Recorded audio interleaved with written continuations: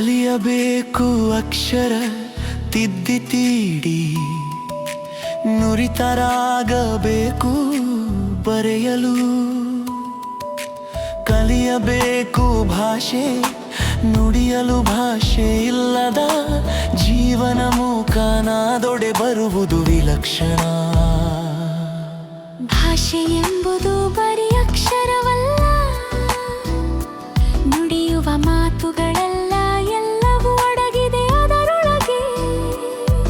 ಬದುಕೆಂಬ ಬಂಡಿಯಲ್ಲಿ ಭಾಷೆ ಎಂಬ ಚಕ್ರದುರುಳುವಿಕೆಯಲ್ಲಿ ಕಾಣುವೆವು ಪ್ರಪಂಚವ. ನುಡಿಯಲು ಸಿಹಿಯಾಗಿರಬೇಕು, ಕೇಳುವಾಗ ಇಂಪಾಗಿರಬೇಕು. ಅಕ್ಷರಗಳು ಮುತ್ತು ಪೊಣಿಸಿದಂತಿರಬೇಕು. ಕಲಿತು ಬೆರೆತು ಬೆಳೆಯಲು ಬೇಕು ಮುತ್ತಾದ ಕನ್ನಡ ಭಾಷೆ.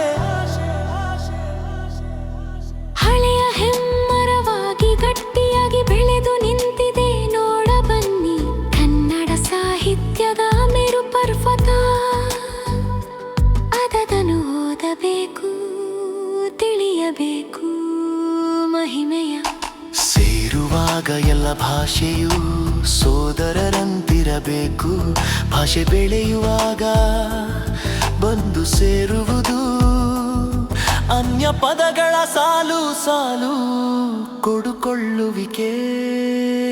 ನಡೆಯುತ್ತಿದೆ ಭಾಷೆ ವಿಸ್ತಾರವಾಗುತ್ತಿದೆ ಎಂಬ